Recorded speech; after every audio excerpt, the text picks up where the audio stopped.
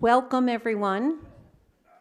Good evening, and thank you for joining us for our panel discussion presented by the New Canaan Library and Staying Put in New Canaan. I'm Kathy Collins, Director of Member Resources for Staying Put. For those of you who don't know us, Staying Put is a member-based nonprofit organization that was started in 2007 by older adults in New Canaan who wanted to make sure that they could stay in their homes as they aged, and they wanted to do so with and be able to stay safely in their homes and actively engaged within the community. So Staying Put provides over 3,000 services per year to our members, and we do that with the help of about 200 volunteers. We provide services such as changing a light bulb. We'll get up on that ladder and change your ceiling light bulb so you don't have to get up on that ladder, and we're making sure you'll stay safe. If you need help hooking up a computer or a printer, or you can't get that cell phone to work, we also have some Staying Put angels that help with tech support. We provide transportation for our members to medical appointments, hairdressing appointments, or shopping. And we also provide numerous social engagement and activities throughout the year and community events such as this one. So tonight is our third and final discussion in our Necessary Conversations series designed to facilitate conversations with families on topics related to aging. This evening's topic is senior lifestyles, choosing your ideal living situation, balancing independence and safety. Not always easy to do, so I'm glad there's so many of you here. So tonight's panel will provide information and resources about senior living options, and there are many, whether it's staying in your own home, downsizing to a condo or co-op, moving to an assisted living facility, being part of a naturally occurring retirement community, joining a continuing care retirement community, perhaps moving to independent living or memory care. So these are some of the options we'll be reviewing this evening.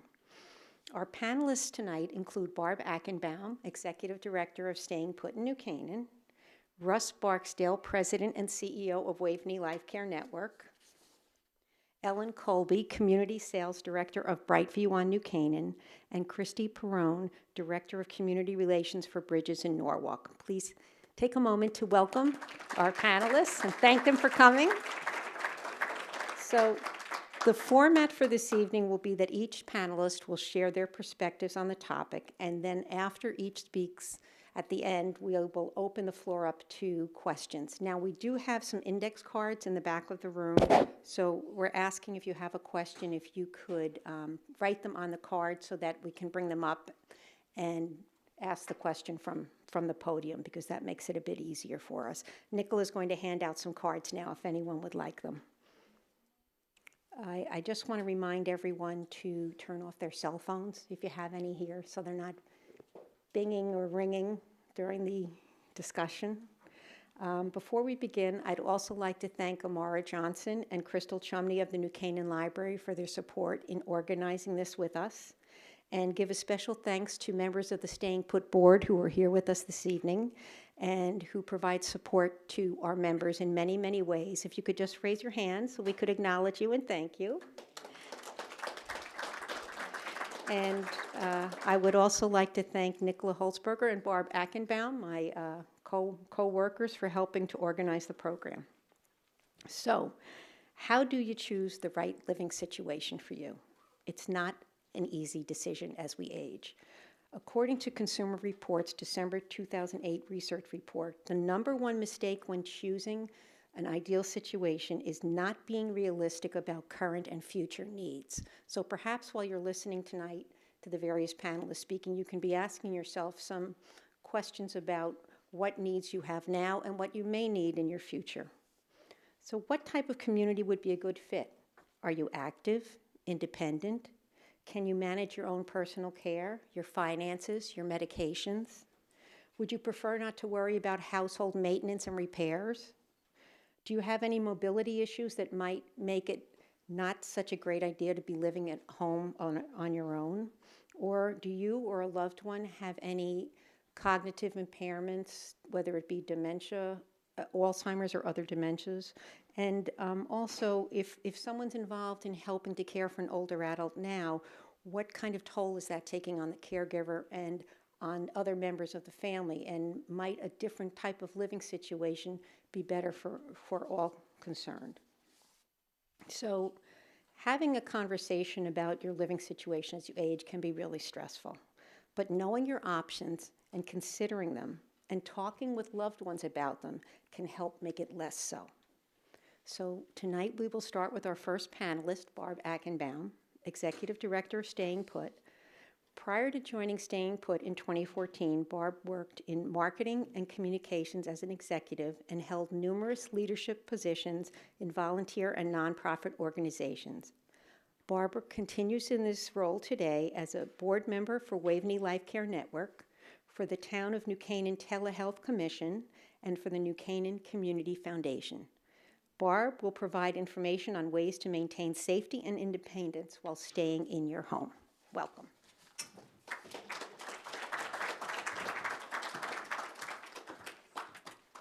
Thank you, Kathy, and thank you all for being here tonight to discuss what is a very important topic and sometimes complicated.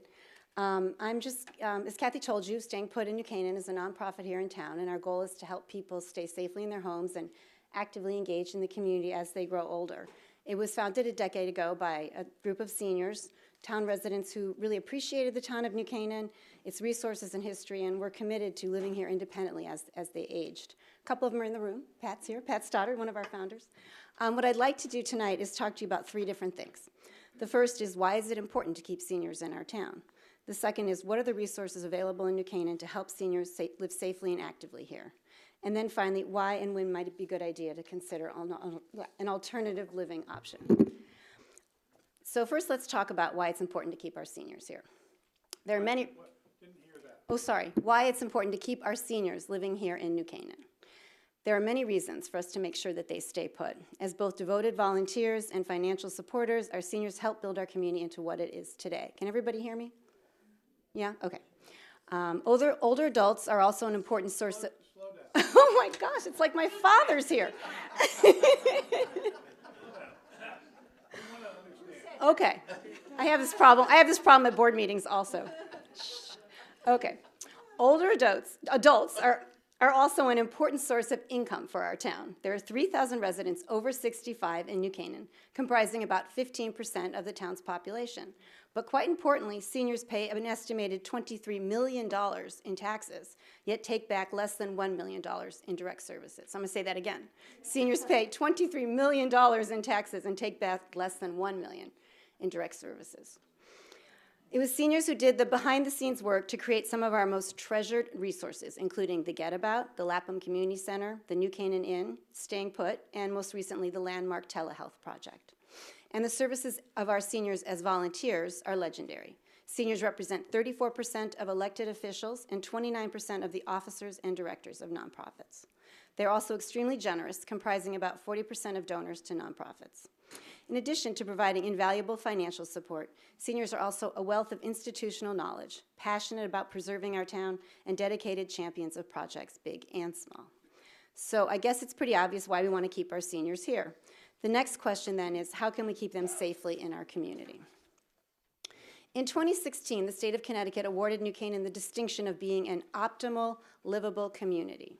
In making its evaluation, the state measures many different aspects of a town's offerings, but one of the most important is whether there are adequate resources in place for seniors. I'd like to take a minute to outline each of the many resources our town provides for our older adults. First, of course, is Staying Put. As I mentioned earlier, Staying Put was founded in 2007 by residents whose average age was 73 and were healthily and happily living in place. After a decade in business, we've seen the needs of some of our members change, primarily due to issues related to normal aging. Today, 79% of Staying Put members are 80 plus, and the average age is 85. We have 51 members going strong in their 90s, and they are among our most fiercely independent, and we have 3 members over 100. On its most fundamental level, the staff of Staying Put prides itself on being the daughter in town for our seniors, ensuring their safety, troubleshooting for potential challenges, and helping them just get out of the house. But our day-to-day activities are especially focused on 3 key areas of concern, which experts have identified as particularly risky for seniors living independently. The first area of concern is risk of injury. 1/3 of Americans aged 65 and older falls each year, resulting in more than 2 million injuries treated and costing the medical industry as much as $40 billion annually. 60% of falls occur at home. Staying Put helps reduce the risk of injury for the members by conducting home safety assessments and recommending adjustments, such as taking up throw rugs or installing grab bars in showers. We also send volunteers to do potentially risky household activities, as Kathy mentioned, changing light bulbs or carrying heavy boxes. There are a lot of things that we do that really help people just make sure they're not taking any chances. And finally, the staff watches out for physical changes in our members, like weakened strength and balance, cognitive decline, or disorientation, which may make them a greater fall risk. We encourage all of our members to get a Life Alert pendant and to wear it. It doesn't do you any good sitting on the bedside table when you slip in the tub. I just want to say, my mother-in-law thinks Alexa will help her. I'm sure if she's in the shower, Alexa's going to be able to hear. Well, she's got pretty good hearing, I think, Alexa. The second risk area for seniors is social isolation. Loneliness has been found to increase the chance of mortality by 26%, as well as increasing the risk of high blood pressure and obesity. You have to listen to this. I just read this. It has been shown that the impact on your health of a lack of social connection is equivalent to smoking 15 cigarettes a day. About 80% of Staying Put members are single, and some are reluctant to go outside their homes. So while we invite everyone to join in our activities, we especially reach out to our members living alone through personal calls, health consultations, input from volunteer visits, and family interactions. We work to keep our members healthy and socially active. We also invite them to our 90 events each year, which include men's coffees, dinners out on the town, museum visits, picnics, potlucks, and luau's. The final risk for seniors is what? Driving. Per mile traveled, fatal car crash rates increased notably starting at age 70, primarily due to age-related declines in vision and cognitive functioning. Crash rates are highest among drivers age 85 and older. With the help of 90 terrific volunteer drivers, Staying Put ensures that our members who no longer drive can get safely to their medical appointments, their social activities, and the hairdresser, very important, by providing 2,000 rides each year. Our staff is always on the lookout for members who probably should no longer be on the road, and we often work with families to discuss the idea of perhaps taking the keys away, which, as everybody knows, is a very, very challenging conversation. So that's just a snapshot of what Staying Put offers. And fortunately for our seniors, there are also more than 10 other organizations which provide valuable services to keep New Canaan seniors safe. The Get About, who uses the Get About here? Anybody? Well, you will. Okay, Russ does. Is a wonderful local and state-funded service. They provide transportation for seniors and people with special needs. Each year, they give over 10,000 rides to our residents. Medical rides are free, and there's a small suggested donation for any other kind of ride. The Get About has accessible vans, which are wonderful. People can walk right into them, and they also, are wheelchair accessible. Several other local organizations provide excellent programs on health and wellness for seniors, including preventive programs such as hearing and vision screenings at LAPM. There are demonstrations and lectures by medical professionals at the Y, Waveney, the library, on all kinds of topics related to aging. We did one recently on joint replacement, heart health, many subjects that are very, very, very important. The town's Health and Human Services Department is also an excellent resource, providing information on tax relief assistance, mental health counseling, free flu shots, and the Telehealth Project, which is a free program. Who's in the Telehealth Project? I got to ask that question. All right, are you actively involved? Are you? Good. So a lot of people sign up. They get their Fitbit, they get their blood pressure monitor, and they watch what they're doing. They send in their information, and they have a nice interaction with the nurse, and everybody seems to think everything's going well, and then they stop calling her. She gets very sad. They're not calling me. It's a really wonderful program, but you do need to keep up with it, and you need to make sure that you're going to do something that will be preventive. The LAPM Center also is a wonderful resource for exercise, education, and entertainment. Popular classes like Tai Chi and chair aerobics help with fitness and balance.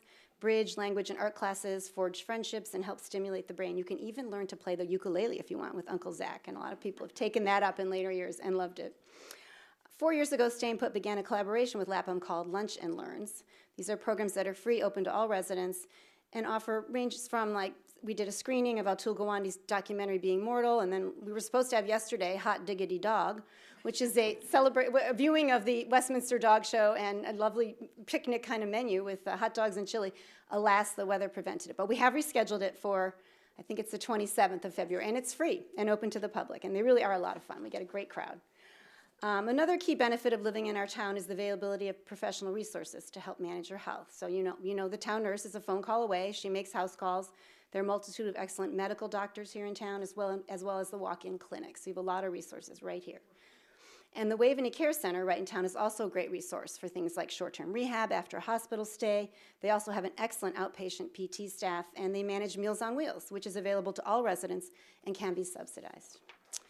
I probably don't even need to mention how outstanding the free emergency services are in our town. We have the police and fire departments, the volunteer ambulance corps, and they keep everybody safe. Just as an example, the fire marshal will come to your home to make sure your smoke alarm is functioning properly and change it, give you a new one if it isn't. And the police department will come and do a free in-home safety inspection as well, just to look at what's going on in your house. And I should add, they do that for any resident, not just for seniors, but it's a great, great resource. And then finally, collaborations like this one with the library, the Necessary Conversation series, is another way we can help seniors and their adult children understand how to address some of the issues associated with growing older. So clearly, we have earned our moniker as an optimal livable community. So I'm just going to turn now to the final question, which is why and when it might be a good idea to consider alternative living options. Although they continue to desire to age in place, some New Canaan seniors say that they want to remain in town, but without the burden of maintaining a home. Yet they aren't quite ready to go into assisted living. They want to live close to town in either a condo with a turnkey kind of situation or in an independent apartment within a senior living community. I know Russ is going to address that later, so I won't, but we'll talk just for a second about downsizing. Unlike other surrounding communities like Darien and Wilton, New Canaan has many options in terms of condos and apartments. And you don't always know they're there, but if you start to look for them, you see there are a lot of really nice condo communities built into our community. The town currently has 6,000 houses and 600 condos. Many condo communities were built in the 60s and 70s, including Canaan Close, Hathaway Commons, and Leaf Fair. There was then a hiatus for about 20 years when P&Z put a halt on condos. It's kind of interesting. And then in the 90s, builders began building them again, especially around Mead Park and on Park Street. And as you know, there are many condos being built now. Right now, there are 36 condos for sale in New Canaan, and prices range from $250,000 at Heritage Hill to $800,000 at Pride's Crossing to $1.5 million at Ardsley Square. I must add that that is a 4-story. That's not downsizing. It's a 4-story apartment with an elevator, which is good because you got to bring your groceries up.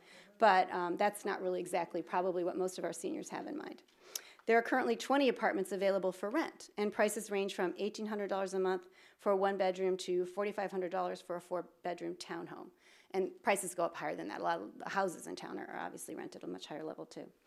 So, should you decide to downsize to a condo, 1-floor living or at least a 1st-floor master should really be a major consideration. If you move from a house with stairs to a condo with stairs, you haven't really reduced your risk of falling and improved your safety. But being part of a condo community has many advantages. You have neighbors looking out for you and a maintenance person on hand to help you. And I should mention that about 25% of Staying Put members currently live in condos or apartments. We take the same good care of them, bringing them in-home support, events, taking them to where they need to go, and we do that for all of our members. And we would offer membership to anyone who moved into an independent senior community in the town as well. So making a decision to downside, you guys could probably tell me this, making a decision to downside has many challenges, both emotional and practical. These include getting your home ready for sale, choosing the right condo or apartment community for you, and adjusting to a new living situation. Fortunately, there are also many resources here in town to help you with that. Excellent realtors, property appraisers, and move managers. You should have picked up a list of local service providers when you came in, and they have great resources for you, and they also have, to help with that pesky purging, they've got a list of places that will accept donations of books, clothing, furniture. So there are a lot of great ways to make that process easier, and people think it's so daunting, but often it's really the best thing. So I hope I've convinced you that the resources for seniors in our town are excellent and abundant, and while Staying Put's primary focus is on keeping our seniors living in their home, for many, the next stage, a senior living community, is the right option. Thank you.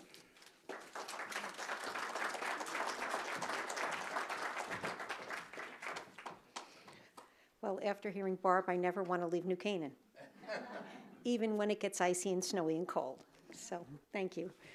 Our next speaker is Russ Barksdale. Russ recently joined Waveney Life Care Network as President and Chief Executive Officer. He has over 30 years of experience in the healthcare industry, including serving as the CEO of the Friendship Foundation, which was the largest retirement community in Virginia. In his new role with Waveney, Russ is responsible for managing the growth operations and development of Waveney, and the future direction of Waveney's comprehensive continuum of healthcare. Russ will discuss continuing care retirement communities.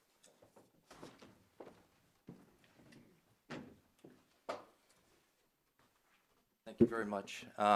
Thanks again for staying put, for putting this all out, together. So thank you, Barb, and your fine staff for doing this. So thank you very much for doing it. I am going to talk, I'm not going to promote Waveney, but I am going to talk about the importance of continuing retirement community and the importance of all the levels of care being provided. I know that the other two speakers, great programs and great services, or we'll talk more about the assisted living and memory care options, but I've been slated to talk about the full continuum. The number one fear, can you hear me okay? The number one fear that seniors have, and I've been doing this for 30 years, is running out of money and outliving their savings. So in any time that you're dealing with a housing situation or a service program, you want to make sure you understand what your budget is, what the budget is for the facility, what level of services that you're going to need and require when you move in, and how is that rate structure going to develop over time.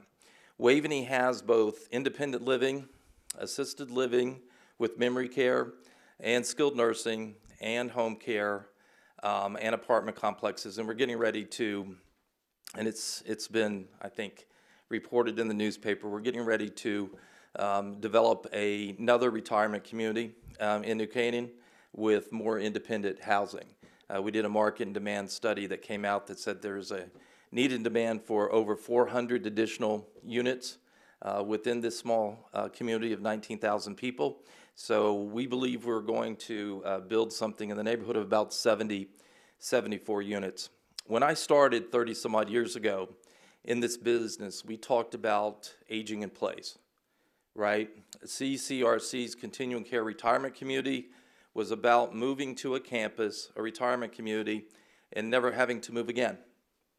Well, what started off as a great idea has turned into every couple of years having to move again.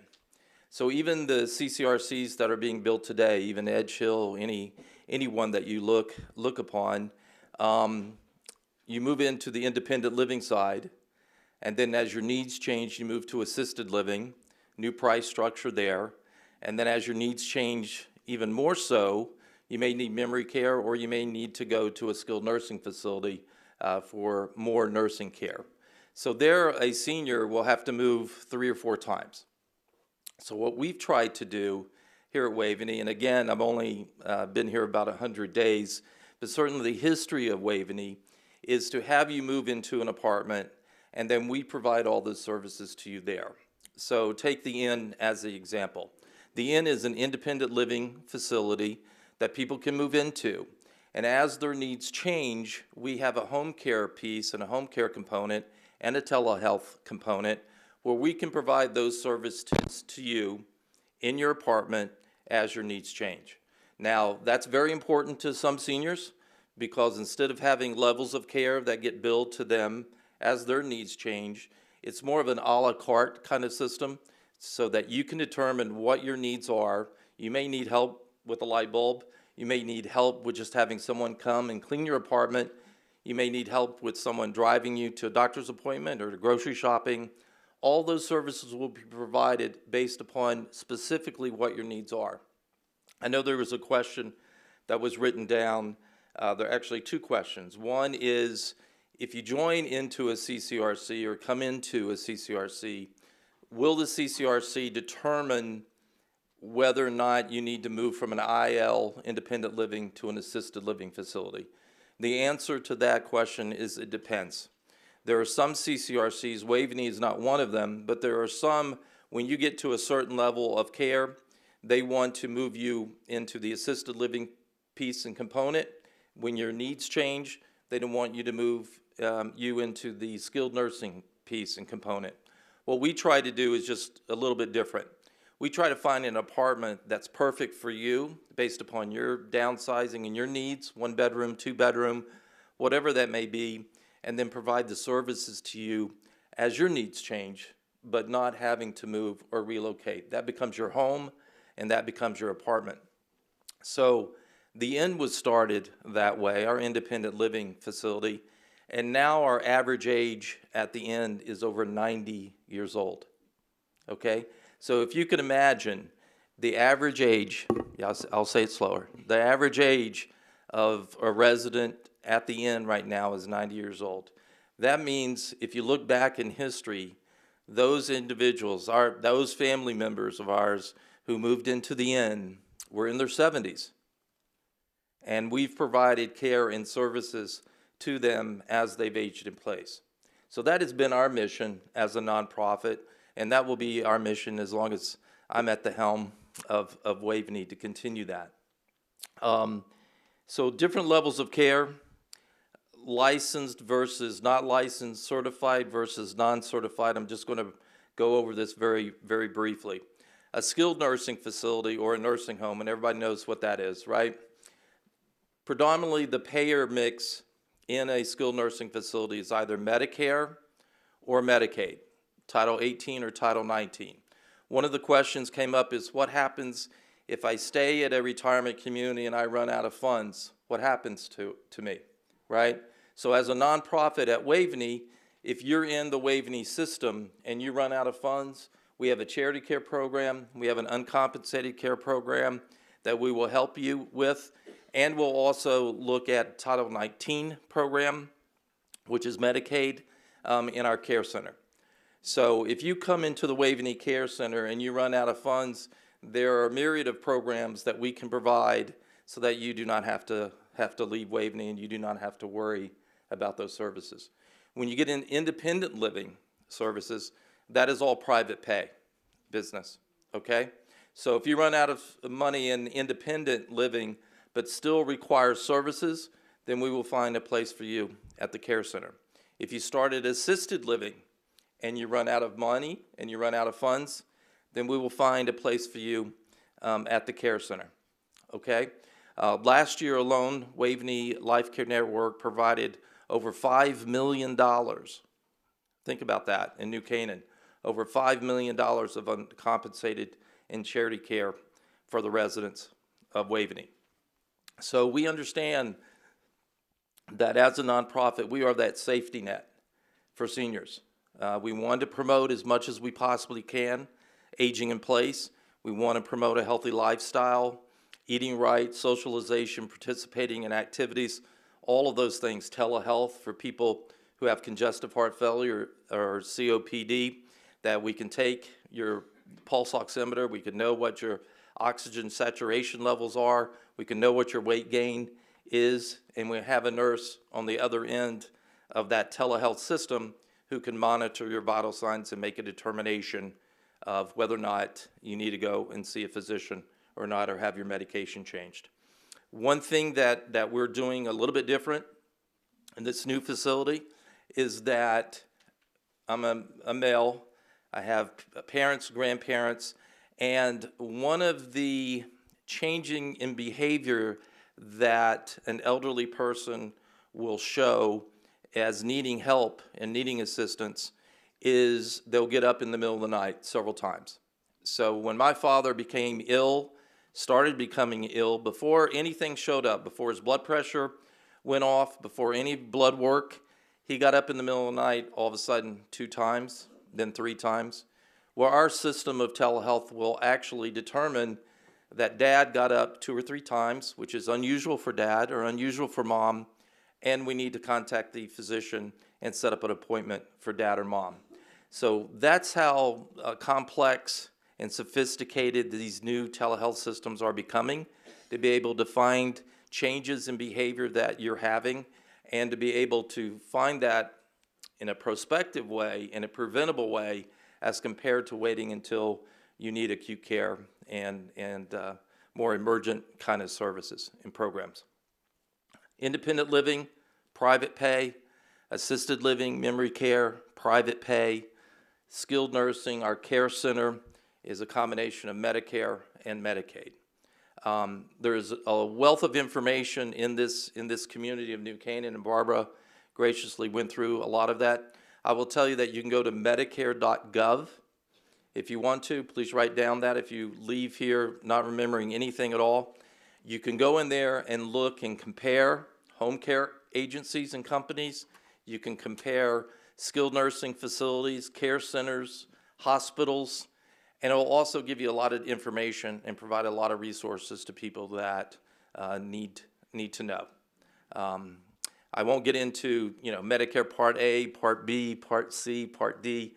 We have a lot of resources. I know the Lapham Center provides a lot of education. We have social workers at Waveney that can also provide answers to your questions, long-term care insurance, things of that nature. It gets very, very complicated. I will not kid you. And it takes sophisticated and professional people like are sitting here at the board to be able to help you through some of those systems. So please use those resources, and please feel free, whether you choose Waveney or not, or another provider, we're there for you and we're there for the community. So thank you very much.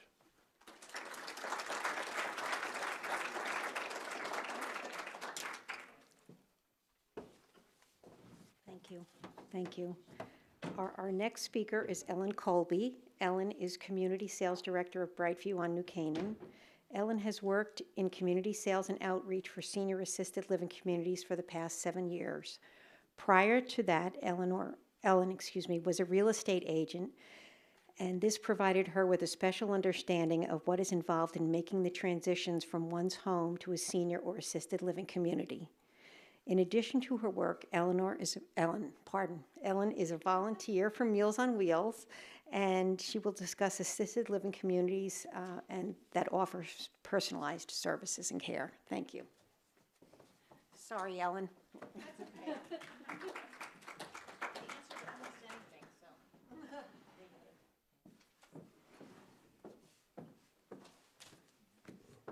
So thank you, Kathy and Staying Put New Canaan, and everyone for coming. How am I doing with volume? Good? Okay, all right. So I'm just going to talk a little bit about the assisted living part of senior care and senior living.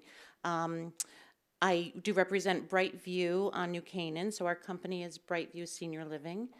We're based in Baltimore. We're a Northeast regional company that's been in business for 31 years, but Brightview on New Canaan was our first Connecticut community, so we've been here 3 years, still a little bit new to folks. But I usually, when I talk to people about assisted living, I start by apologizing on behalf of the assisted living industry because we don't make it easy to sort through by any means. One assisted living community or company can look the same from the outside, but what it's comprised of can be very different, both in terms of the style of living and the services provided. So it means that folks like yourselves have to do a little more digging. So I apologize on behalf of the industry, but I'll try to clarify some things for you. So many of our people that come in and see us and are considering assisted living things have happened as they've been aging in place in their home where they need a little more support. Maybe have had, Russ talked about seniors that fall, tend to get up at night, and sometimes what happens is there might be a fall. So it kind of brings to the forefront the need for a little more support and a little more care. So that's when we sometimes talk to new folks considering us. And so in those terms, we have a full care staff who is with us 24 hours a day. That we have our nurses, registered nurses are with us for 7 days a week, all day through 11 p.m. And then our CNAs are with us overnight. I'll just back up a little bit. Something that I hear very frequently is the fear of certainly leaving your homes. That's such a big decision, but also losing your independence. So I always like to make sure that people know that our apartments become their apartment homes, and that's their private space, and we absolutely respect that. Our assisted living residents come and go as they please. So there's there's no one going into your apartment home without your permission. That is your private space. We have the whole community and the different community spaces to use in addition to your apartment. So we certainly do encourage that, but again, your apartment is your private space. And we, like most communities, have a variety of apartment sizes, smaller 1 bedrooms and then 2 bedrooms. So in terms of downsizing, there's still the ability to have some space there. One of the other things that is really important is having the ability to socialize with other people who are truly in your same situation. So I never try to sugarcoat the process of making this decision, which is a big one, and then making the transition. It's not always easy. It certainly can be a difficult one, but I try to encourage people to see the positive aspects in that and sometimes for the first time in a long time, our folks are with other people who are going through the exact same thing. So they've moved out of their homes, they've lost some of their mobility, possibly, maybe lost a spouse, maybe their friends aren't around. So, the ability to have people to speak to who are really speaking that same language it's really for the first time being amongst their peers in a long time. We really like to focus on having a vibrant lifestyle still. So we are there to help. We are there to provide the care, but we're also there to be sure that everyone still has a sense of purpose and has opportunities to do things that possibly when living at home still they weren't able to do. So that's through different programs that we provide, which are all based really on what our residents' wants and desires are. So what we do find is that our residents sometimes will start doing things that they haven't done in years, sometimes since before they had kids, whether it's painting or something like that. So it's really always heartwarming to see people kind of rally and renew some of those interests. So that's really what our community is all about. We're small. We have 64 assisted living apartments, so it might sound like a lot, but in terms of some of the different sizes of communities, we are fairly small. And we also have memory care that is part of our community. So like Russ was talking about, where they have the ability to have people stay in one apartment and have the care come to them, that is the same for us as well. So once someone chooses an apartment and moves in, whatever their care needs may be, the care is there for them, it comes to them. So there isn't, it's not necessary to move from one apartment to the other. So, yeah, and I'll, take questions later, but thank you.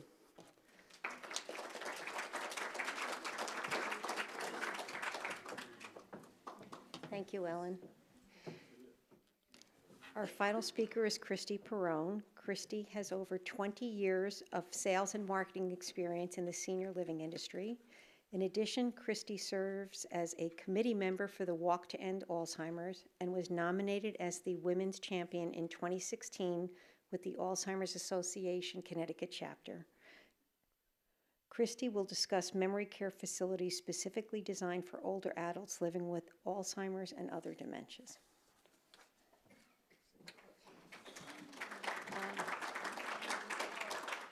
Nicola and I will be coming around to collect any cards you might have written any questions on. Right, so just let us know. Thank you.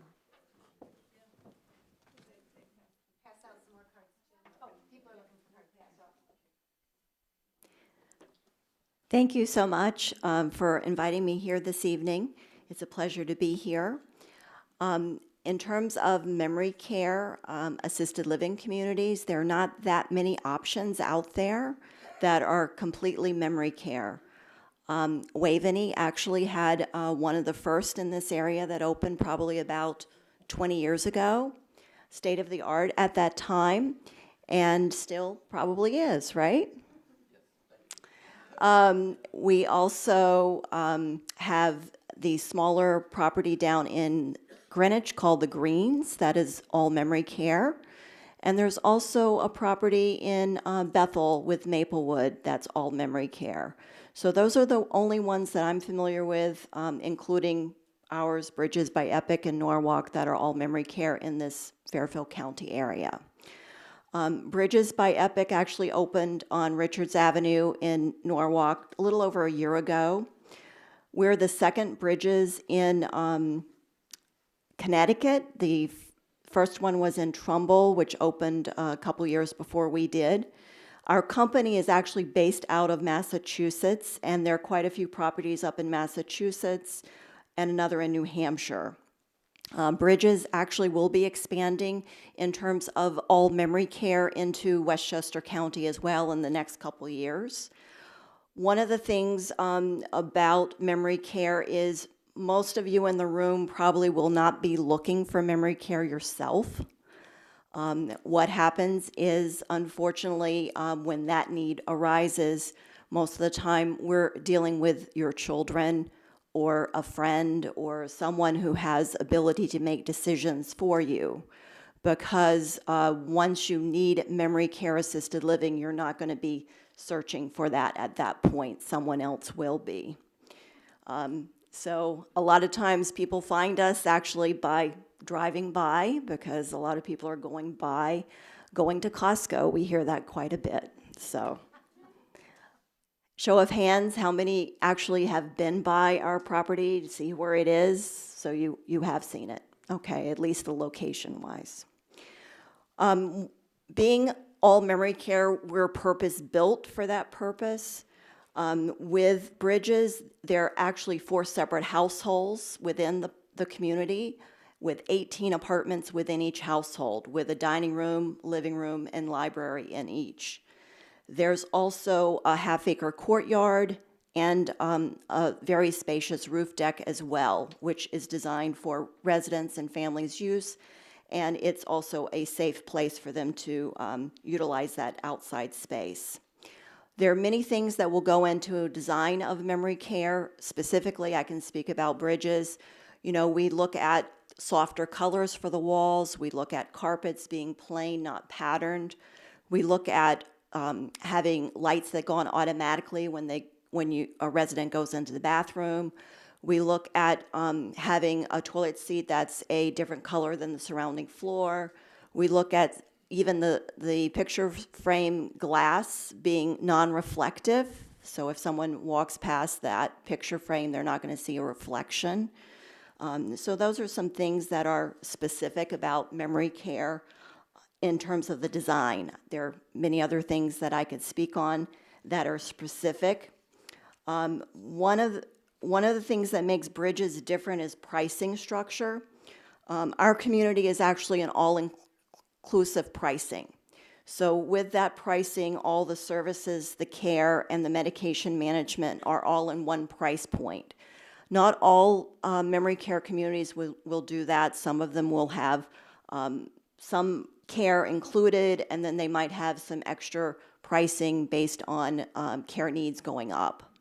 Our community also has nursing and CNA staff 24/7, which is a way to reduce the number of times that residents may need to go out of the community, maybe to a hospital for a emergency room visit. One of the things that I really want to talk about is Bridges being a resource for dementia care, education, and support. We offer monthly caregiver support groups and education programs that are open to everyone. Has anyone been to any of our programs at this point? Okay, a couple people, so. Excellent. Oh, thank you. I would like to, highlight some of the things that are coming up. We'd love to have you join us for these programs. And I did place in the back a brochure highlighting what we have coming up for the next couple months. And we do this kind of flyer every quarter, which does indicate, again, what we have coming up for education and support.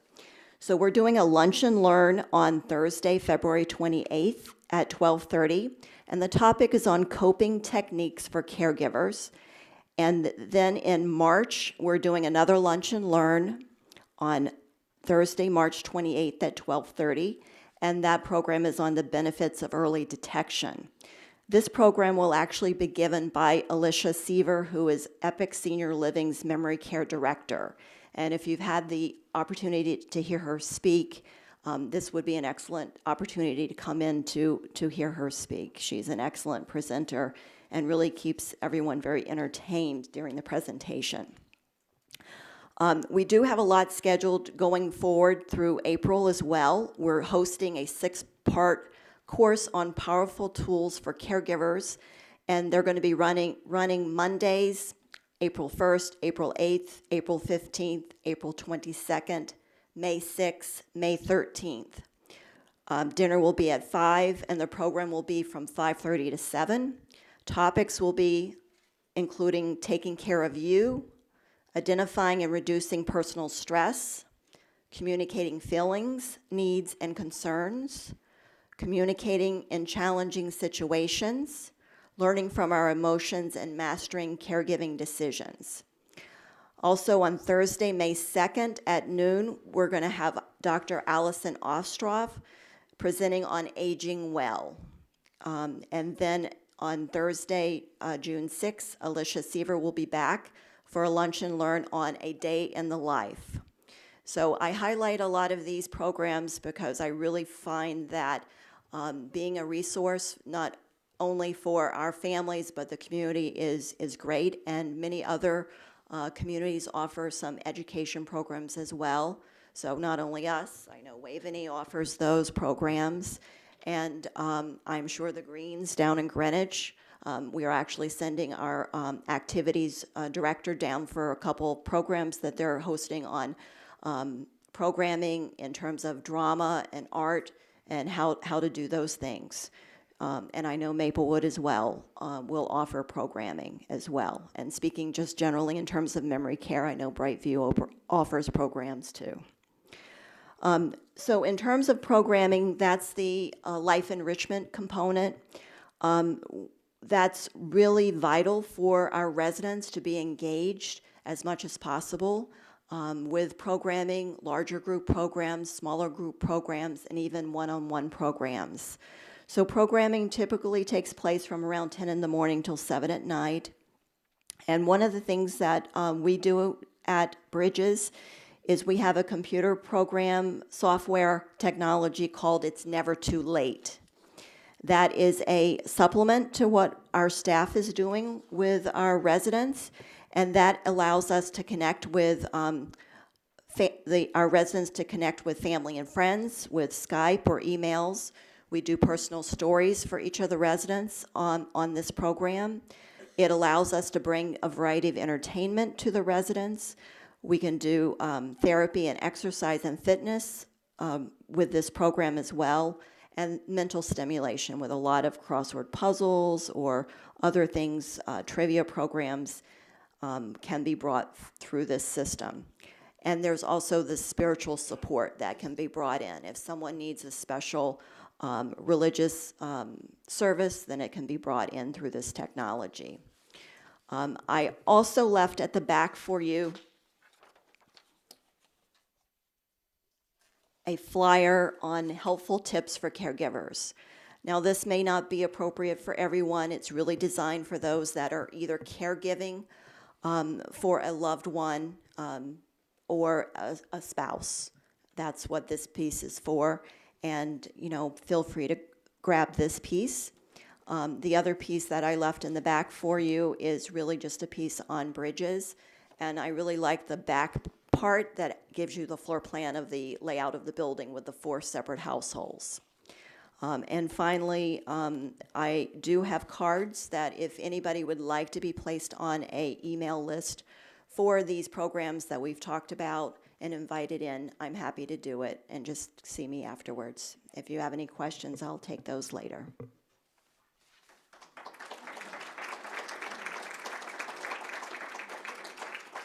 Anyone have any cards they'd like to use for a question? A card but no pencil. I have a pencil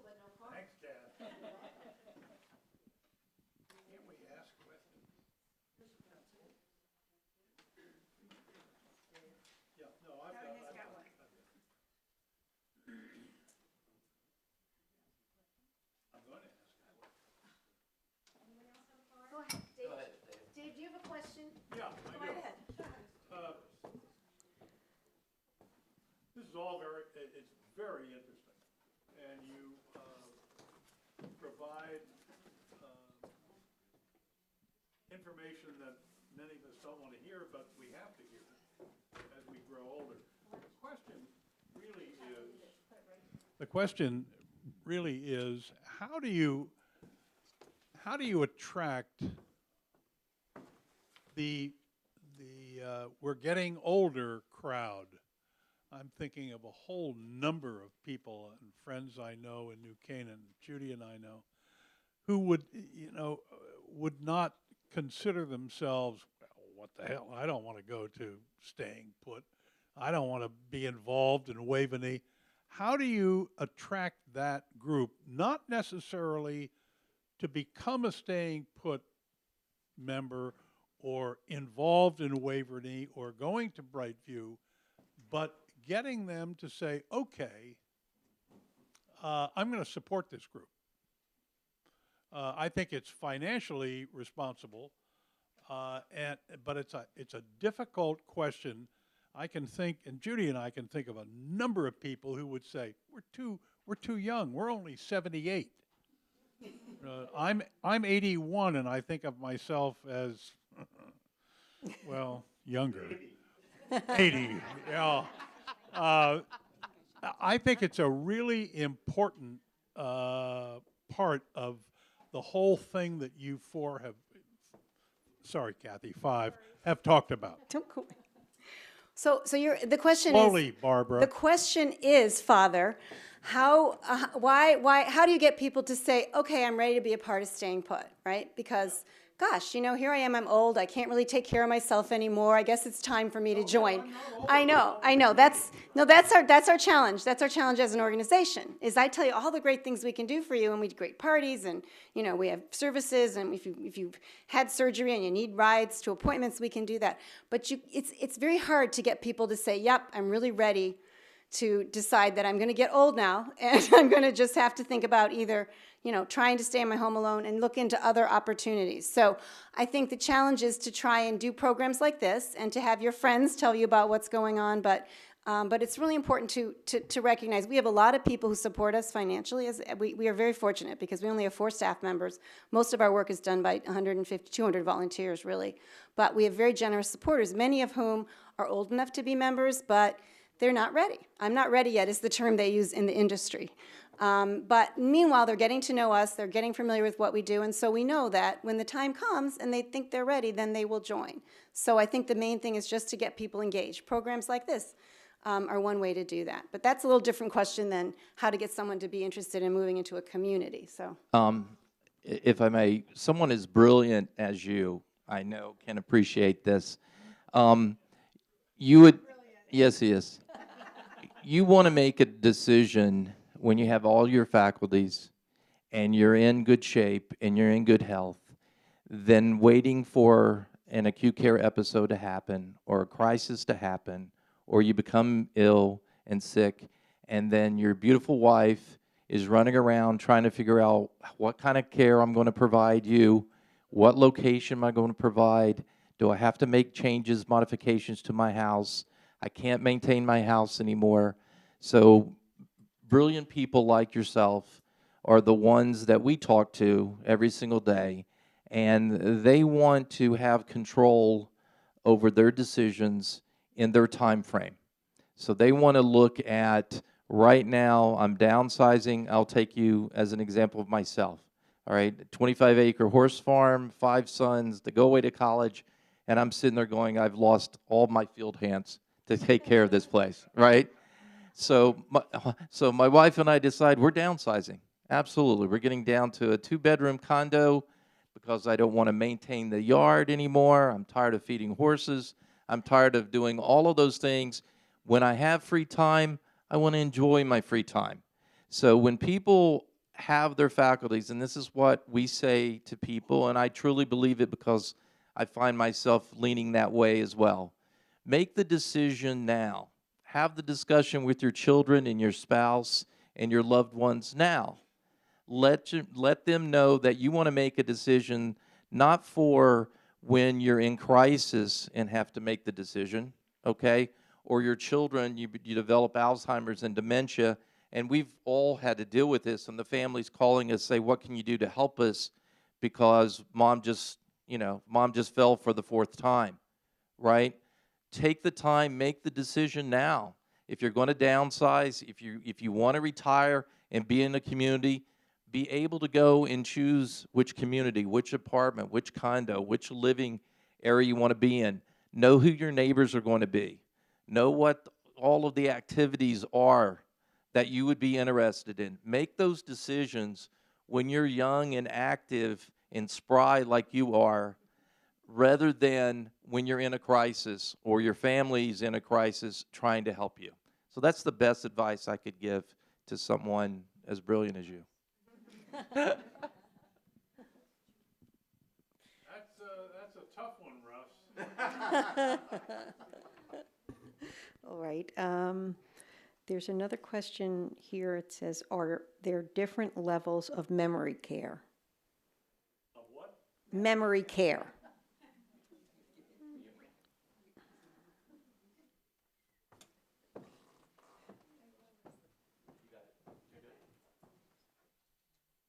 In terms of memory care, I mean, there's different levels in terms of being diagnosed with what's called mild cognitive impairment, mild dementia, moderate dementia, and severe dementia. And in terms of how long you may be in each of those stages will vary. And in terms of the different levels, most of the time we see residents coming into the communities that really have more of a mild or moderate dementia into a memory care assisted living community, where sometimes with mild cognitive impairment or mild dementia, you may be going into an assisted living community as well. So I'll just add, and we're just a little different. The memory care that is part of our Brightview community is it's fairly small, so we have a 26 resident capacity. By design, it's a small, very therapeutic environment, and we have the ability, and typically our residents who are in assisted living, not to use the bridge word, but they bridge over into our assisted living. So it's an opportunity to make that adjustment a little more slowly sometimes when that need arises. So a couple of different approaches. Yeah, I'll just add one little piece to it, and they're both correct. There's a clinical aspect of developing Alzheimer's and dementia, and without getting too clinical into frontal lobe, people can be aggressive and have Alzheimer's and dementia. People can walk around with so much energy that you could not believe. Others can sit quietly. There's a lot of different behaviors that can come out depending upon the diagnosis and the reasons for that person developing Alzheimer's and dementia. So I would say in each of these locations, including Waveney, you have to pick that facility that meets their criteria. We have some Alzheimer's dementia in our care center who are more of the aggressive type of individuals, and their medications have to be monitored in order for them to have a productive life. Others can remain in assisted living and don't even have to go to memory care and function perfectly fine and normal. So I would just say that that's a discussion you would have to have with your physician, with their specialist, to make the determination of which type of care would be more appropriate for your loved one. Another question. I know, Russ, you would address this, but for Ellen and Christy, what happens when I run out of money if they're living in?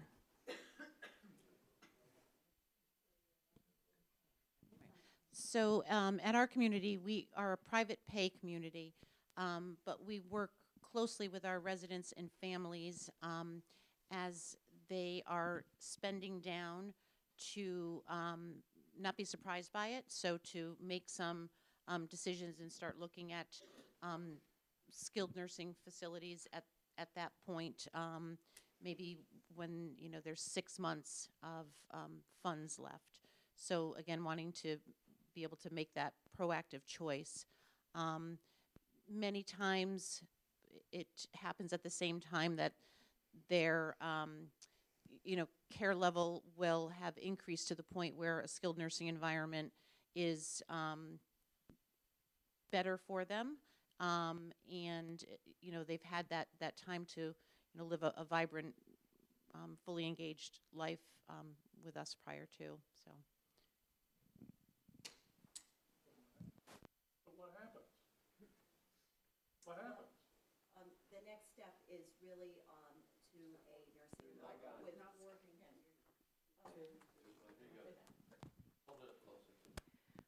the next step is really to the nursing home on the Medicaid piece, the Title 19. That's what she was meaning. And then the same answer for us in terms of what happens. I just wanted to add one thing, though, is that, we do have a lot of families coming in with concerns, for my loved one may be here for 10 years, and, I have enough money for 10 years, then what happens? But in reality, I wish I could say that we would have someone on average with us for 10 years, but the industry average, and I'm sure you could speak to it as well, could be 18 months to 2 years, 2.5 years, depending on if it's assisted living or all memory care. So I'm sure Ellen would also agree that we do not see residents coming to us as soon as they should to fully take part in what we are offering for whatever reason. You don't want to make the move, you don't want to make the change, or you're aging in place with home care coming in, perhaps, and your decision is made for you at that point. So that's a little bit about the average length of stay piece. We're a little bit different as a nonprofit in that if you move into Waveney and you run out of funds, then we'll help fill that gap for you in terms of funding. We do have a lot of providers refer patients to us, and we have a 2-year waiting list right now in our care center for people who, that were in other facilities, wanted to come to our care center, but have depleted themselves out of funds. So one of the things that we love about what we do is being that continuum of care, but also as a nonprofit being that safety net, right, for people in the community. So that doesn't make us any better or any worse. I'm not, rolling the flag up to say, we hit our mission, but that is our mission. We were founded by the people of New Canaan, if you know a little bit about our history, and we've always functioned in the fact that we can take care of our own, and if you move into the continuum, that we'll make sure that we have a home for you. Another question, this one is for Russ. Realistically, when might Waveney's new independent living facility be ready? That's a better question for New Canaan's Planning and Zoning Board. I will tell you that I've been here for a little over 90 days. I've been to every New Canaan Planning and Zoning Board meeting that they've had. If you haven't gone and you want to have a chuckle and a good time, I will tell you, bring a glass of wine and sit down. It's very, very entertaining, at least for me it was. I would say that we will have plans completed by this summer. We'll be in front of the Planning and Zoning Board. It will take an 18-month construction period, so you can do the math from there. But our sticky wick, for my British friends, is always getting through the Planning and Zoning Board and making sure that we've dotted all I's and crossed all T's.